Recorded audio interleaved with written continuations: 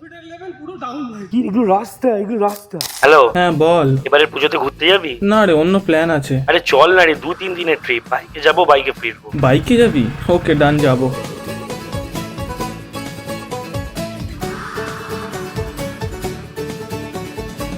অষ্টমী সকাল সকাল মা দুর্গাকে প্রণাম করে বেরিয়ে পড়লাম আমার ফার্স্ট বাইক ট্রিপে। গন্তব্য হচ্ছে মাইথন হয়ে পরেশনাথ পাহাড়, আর ডিস্টেন্স অ্যাপ্রক্স 320 কিলোমিটার। রাস্তা একদম সোজা, চন্দননগর থেকে নসিবপুর হয়ে NH2 ধরে একদম স্ট্রেট। আর প্ল্যান একদম সিম্পল, সবাই আগুপিছু করে সবাই সবার খেয়াল রাখতে রাখতে যাবে। ফার্স্ট স্টপেজ একদম বর্ধমান, কিন্তু তার আগেই শক্তিগড়ের কাছে দাঁড়াতে হলো, কারণ দাদার বুট সাইলেন্সারে লেগে পুড়ে গেছে। আর এই ছোট ছোট মজার মোমেন্টগুলো একটা জার্নিকে মেমোরেবল করার জন্য যথেষ্ট। দাঁড়াতে যখন হলোই, তাই সামনেরই এক দোকান থেকে গরম চায়ে চুমুক দিয়ে আর বেশ কিছুক্ষণ হাসি ঠাট্টা মেরে আবার রওনা দিলাম। এবার প্রায় 90 কিমি টানা রাইডের মজা নিয়ে দাঁড়ালাম একটি ধাবাতে আর খেলাম আলুর পরোটা, সস আর চাটনি। কল্যাণেশ্বরী মন্দির পশ্চিম বর্ধমান জেলার একটি সাধনা পীঠ, আর আমাদের এই বাইক ট্রিপের ফার্স্ট টুরিস্ট স্পট। সামনেরই এক দোকানে গাড়ি ও জুতো রেখে চললাম মন্দিরের পথে। আর এখানে দেখলাম কালীঘাট তারাপীঠের মতো পান্ডাদের উৎপাতটা অনেকটাই কম, কিন্তু যেটা কমন পেলাম সেটা হলো এখানকার ভাইব। এই হারিকার যোগ্য দেখে অনেকটা তারাপীঠের গা ছমছমে ব্যাপারটা যেন ফিরে এলো। আর তা হবে নাই বা কেন, এই মন্দিরটি যে প্রায় 500 বছর পুরনো। অনেকেই মনে করেন কাশীপুরের রাজা এই মন্দিরটি স্থাপন করেন এবং তিনি বিবাহের যৌতুক হিসেবে এই কল্যাণেশ্বরী মাকে পান। তারপর তিনি দেবী কল্যাণেশ্বরীর বিগ্রহকে পালকি করে এনে এখানে প্রতিষ্ঠা করেন। দুর্গাপুজোর জন্য আজ ভিড়টা অনেকটাই কম। বেলপাতা দিই সবাইকে দিন, আমাদের সবাই আছে। তাই তাড়াতাড়ি মায়ের দর্শন আর পুজো দিয়ে বেরোলাম মন্দির পরিদর্শনে। আর মন্দিরে ঠিক পিছনে যেতে মন মুগ্ধকর এক শান্ত পরিবেশ। উঁচু নিচু ঢিপির মাঝখান দিয়ে এই ঝর্ণার ধারাটা গিয়ে মিশেছে বরাকর নদীতে, যেটা একদম মন্দিরের গা দিয়েই বইছে। এখানে কিছু ফটো আর টাইম স্পেন্ড করে আমরা চললাম মাইথন ড্যামের দিকে।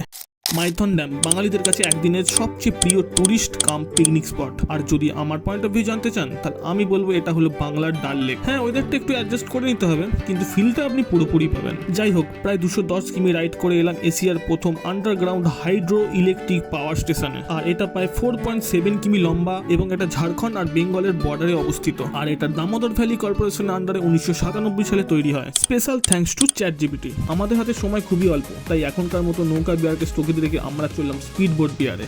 दुनिया की बातें बातें छोड़ के गमों की बाहों को मरोड़ के खुशी खड़ी है जिस मोड़ पे we got to go that way।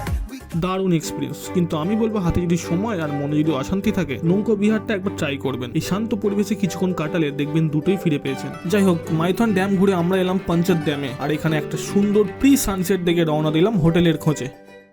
Topchanchi lake, one of the most beautiful place in this state. হ্যাঁ, আমি এখন আছি ঝাড়খণ্ডের ধানবাদে, যাকে আমরা কোল ক্যাপিটাল অফ ইন্ডিয়া বলেও চিনি। আজকের প্ল্যান হচ্ছে তোপচাচি লেক ঘুরে যাব পরেশনাথ পাহাড়। আর এই ধানবাদ শহর সম্পর্কে আমার মাথায় একটা আলাদাই ইমেজ তৈরি ছিল, কিন্তু এখানে এসে দেখি তো একদমই তার উল্টো। ওয়েল ডেভেলপড একটা শহর। বুঝলাম এগুলো সবই আমার দেখা কিছু মুভি আর গল্পের সাইড এফেক্ট। যাই হোক, 15 টাকা টিকিট কেটে এলাম তোপচাচি লেকে। আর এখানকার বিউটি সম্পর্কে কি আর বলি, তোমরাই দেখো।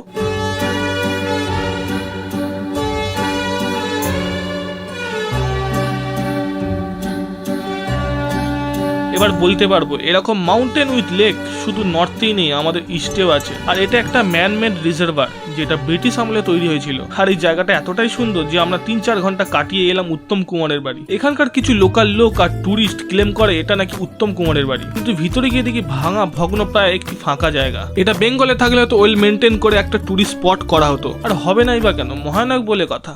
জয় রাধে গোবিন্দ, জয় রাধে গোবিন্দ, জয় রাধে গোবিন্দের নাম রে, যে জন গৌরাঙ্গ ভজে সেই হয় প্রাণ রে। আজ আমি যাচ্ছি ওয়েস্ট বেঙ্গলের সবচেয়ে কাছে এক ভয়ঙ্কর অফরোডিং এ নিজের বাইক স্কিল টেস্ট করতে। যাচ্ছি কোথায়? ঝাড়খণ্ডের উচ্চতম পাহাড় পরেশনাথে। তোপচাচি লেক ঘুরে এলাম মেন্টালি ও ফিজিক্যালি একটু শক্তি জোগাতে, যেটা যুদ্ধের আগে খুবই জরুরি। যুদ্ধ কেন বলছি? কারণ আমরা হেঁটে বা পালকি করে উঠবো না। বাইকারদের জন্য জঙ্গলের ভিতর দিয়ে এক স্পেশাল রাস্তা আছে, যেটা প্রায় 17 কিমি। ঠিক করেছি আমরা সেই পথেই নিজেদের বাইক নিয়ে যাব। আর জার্নি শুরুর পথে এই প্রথমে 4 কিমি রাস্তা প্রায় ঢালাই করা, মোটামুটি ঠিকঠাক, ভাবলাম আরামসেই চলে যাব। কিন্তু 5 ফুট রাস্তার মধ্য দিয়ে পাহাড়ে গা বেয়ে ওঠাটা বেশ চ্যালেঞ্জিংই বটে। একটু এদিক ওদিক হলে সোজা পাসপোর্ট ছাড়াও পড়ে, কারণ উল্টো দিক থেকে পালকি ও বাইকরা নামছে, যাদের জায়গা দিয়ে এই রকম 180 ডিগ্রি কার্ভ চড়াই, যা একদমই ইজি না। এই প্রথম গাড়ির ফার্স্ট আর সেকেন্ড গিয়ারের উপকারিতা টের পেলাম। যাই হোক, একটু ডিসব্যালেন্স হলো, first bike skill test pass করে এলাম সেকেন্ড চ্যালেঞ্জে। এইবার ঢালাই রোড ছেড়ে পা দিলাম মাটি ও বালির রাস্তায়। শুনেছি রাস্তা মোটামুটি ঠিকঠাকই আছে, কিন্তু একটু যেতেই আমাদের থ্রিল যে আরো বেড়ে গেল। কনফিডেন্স লেভেল পুরো ডাউন ভাই। কিছু করার নেই, কি এগুলো রাস্তা, আমরা ছোটখাটো ভুল করছি, এইসব জায়গায় পা ঠাকাতে নেই। এখানে ছোটখাটো ভুল করলে ডাইরেক্ট এরকম গলে যাবি, দুম করে মাথা ফেটে যাবে। কি হয়েছে বলো, ফোনে বলো। অতীব কষ্ট করে যাচ্ছি আমরা। আমি নন্দী, কেমন লাগছে? এরকম চ্যালেঞ্জিং রাস্তায় বেশ মজাও লাগছে, কারণ আগে কখনো তো এরকম রাস্তায় গাড়ি চালানোর এক্সপিরিয়েন্স তো হয়নি। আর চিন্তা হচ্ছে এই কারণে, পুরো রাস্তা যদি এরকম হয় পৌঁছাবো কিভাবে। আর যখনই খারাপ রাস্তা আসছে পিছনের জনকে নামিয়ে একাই যাচ্ছি, তাছাড়া তার কোনো উপায় নেই। যাই হোক, এরকম ভয়ঙ্কর রাস্তায় বেশ মজা করি, অর্ধেকের বেশি রাস্তা পৌঁছে গেছি। ঠিক তখনই পড়লাম আর এক সমস্যায়। আমাদেরই এক বাইকের পিছন চাকা লিক হয়ে যায়, সেটা আবার টিউবলেস টায়ারও নয়, প্লাস আবার বুলেট। এদিকে সন্ধেও আবার দোরগোড়ায়, এত ভারী বাইক নিয়ে তো আর ওপরে ওঠা সম্ভব নয়। এই দুই দাদাকে বাইকের কাছে রেখে আমরা গেলাম কোনো হেল্পের সন্ধানে। প্রায় আরো 3-4 কিমি এগিয়েও কোনো বাইকের রিপেয়ার সব না পেয়ে আমরা শিফট করলাম প্ল্যান বিতে। হেল্প এসছে বোধহয় একটা, এটা কিছু করা যাবে তো? প্রায় 1 ঘন্টা বাদ এই বাইকার দাদাকে নিয়ে এলাম, যারা শরণার্থীদের বাইকে করে মন্দিরে নিয়ে যায়। ঠিক করলাম এই দিদির সাথে ভারী লাগেজকে বাইকার দাদার সাথে নিচে পাঠিয়ে দেবো, আর আমরা লিক বাইকটাকে চালিয়েই নিচে নামবো। বাইক নিয়ে পাহাড়ে ওঠাটা যতটা চ্যালেঞ্জিং, নিচে নামাটা আশা করি ততটা ইজি হবে। কিন্তু সেগুড়ে বালি, সবাই ভীষণ টায়ার্ড, প্লাস এইরকম রাস্তা, এদিকে সন্ধ্যেও প্রায় হয়ে এসেছে। অন্ধকারে এইরকম জঙ্গলের মধ্যে দিয়ে আসাটা এক আলাদাই অভিজ্ঞতা, যেটা ব্যক্ত করার মতো সঠিক ওয়ার্ড আমার জানা নেই। যাই হোক, নিজেদের ভাঙতে চুটতে প্রায় রাত 9টায় এসে পৌঁছলাম নিচে। এবারে আমাদের মিশন পড়াশোনা সাকসেস না হলেও এই জার্নিটা সারা জীবন মনে থাকবে। নেক্সট আবার কোনো একদিন আসবো পুরনো অভিজ্ঞতাকে সঙ্গে নিয়ে মিশন পড়াশোনাতে। সিরিয়াস সিচুয়েশনে এসে ফেলেছে। আমার মাথা কাজ করছে না, তাই আমার হয়ে ব্লগের স্টোরিটা তৈরি করেছে ChatGPT। দেখি কেমন হয়েছে।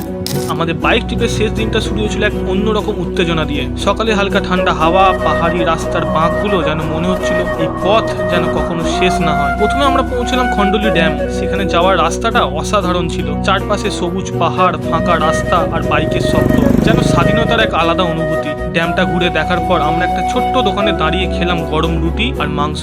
সাধারণ খাবার, কিন্তু সেই মুহূর্তে মনে হয়েছিল এটা পৃথিবীর সেরা স্বাদ, কারণ খাবারের সাথে ছিল বন্ধুত্ব আর ক্লান্তির পর তৃপ্তি। তারপর আমরা রওনা দিলাম উশ্রী ফলসের দিকে। ওখানে পৌঁছে মনে হলো প্রকৃতি নিজের সব সৌন্দর্য যেন ঢেলে দিয়েছে এখানে। ঝর্ণার মারাত্মক স্রোত আর কাঁচের মতো সেরকম স্বচ্ছ জল। আমরা সবাই মিলে সেই ঠান্ডা জলে স্নান করলাম। হাসি, চিৎকার, মজা, সময়টা যেন থেমে গেছিল কিছুক্ষণের জন্য। বেশ কিছুক্ষণ ওখানে কাটিয়ে যখন বাড়ির পথে রওনা দিলাম, মনে হচ্ছিল এই রাস্তাটা যেন একটু ধীরে শেষ হলে ভালো হয়। এই ছিল আমাদের ট্রিপের শেষ দিন। আসছি দার্জিলিং ট্যুরের নতুন ভিডিও নিয়ে।